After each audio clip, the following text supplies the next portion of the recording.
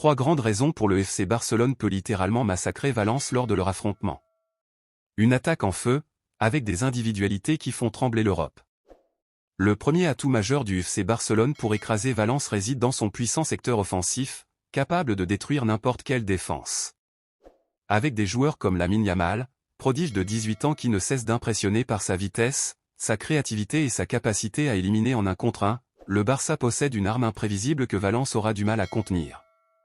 Aux côtés du joyau de la Masia, il y a Rafinha, dont la percussion, la frappe et le volume de jeu apportent une intensité énorme sur les ailes.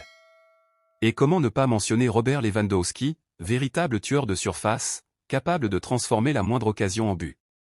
Cette combinaison entre jeunesse explosive, créativité technique et expérience mondiale constitue un cocktail dévastateur. Valence, qui peine souvent à garder une solidité défensive constante, risque de subir un véritable cauchemar face à cette ligne offensive. Si Barcelone impose un rythme rapide, multiplie les décalages et force la défense valencienne à courir derrière le ballon, le score pourrait rapidement prendre des allures de correction. Un milieu dominateur, maître du tempo et de la possession. Le deuxième facteur qui peut mener Barcelone à une large victoire, c'est son milieu de terrain, une zone où les Catalans excellent depuis des décennies.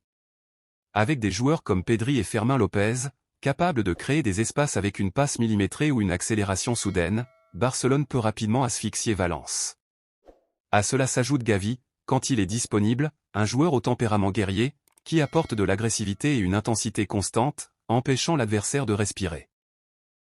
Sans oublier l'intelligence tactique et la vision de Frenkie de Jong, maître dans l'art de casser les lignes adverses par ses conduites de balles.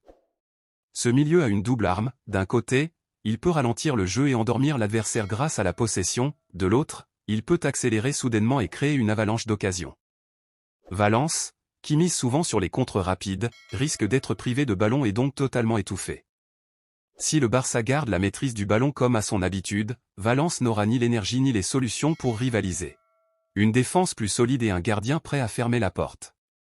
La troisième raison réside dans le fait que Barcelone n'est plus seulement une équipe offensive, mais aussi une équipe capable de défendre avec autorité. Avec des joueurs comme Jules Koundé, Ronald Araujo et Pau Cubarsí, le Barça possède une ligne arrière athlétique, rapide et extrêmement difficile à percer. Ces défenseurs savent à la fois anticiper les mouvements adverses et dominer dans les duels aériens, ce qui rend les attaquants de Valence presque inoffensifs. En plus de cette charnière solide, Barcelone bénéficie de la montée en puissance d'Iñaki Peña, qui s'impose de plus en plus comme un gardien fiable, capable d'arrêts décisifs dans les moments importants.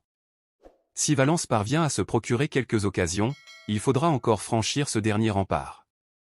Cette combinaison entre une défense jeune mais déjà très mature et un gardien confiant peut transformer le Barça en un mur infranchissable. Et quand une équipe domine à la fois offensivement et défensivement, le risque de correction est énorme. Si l'on combine la puissance offensive emmenée par Yamal, Rafinha et Lewandowski, la maîtrise du milieu orchestré par Pedri, Frenkie et Fermín, et la solidité défensive incarnée par Araujo, Koundé et Garcia, le FC Barcelone possède tous les ingrédients pour massacrer Valence. En imposant son rythme, en étouffant l'adversaire et en concrétisant ses occasions, le club catalan peut transformer ce match en une démonstration de force, un avertissement à toute l'Europe. Hector Ford, le jeune latéral droit formé à la Masia et considéré comme l'un des grands espoirs du FC Barcelone, vient d'être officiellement prêté à Elche. Ce prêt est une étape importante dans sa carrière, puisqu'il va lui offrir la possibilité d'accumuler de précieuses minutes en Liga et de s'endurcir face à la compétitivité du football espagnol. Au Barça, la concurrence est rude sur les côtés défensifs, et Hansi Flick souhaite que Ford continue son développement dans un club où il pourra jouer régulièrement. À Elche, il aura la chance de démontrer sa solidité défensive, sa vitesse et sa capacité à se projeter vers l'avant. L'objectif est clair, revenir à Barcelone avec plus d'expérience, plus de maturité et prêt à s'imposer dans l'effectif blaugrana. Pour Elche, c'est aussi une belle opportunité de profiter d'un jeune talent déterminé, qui apportera fraîcheur et dynamisme à leur couloir droit.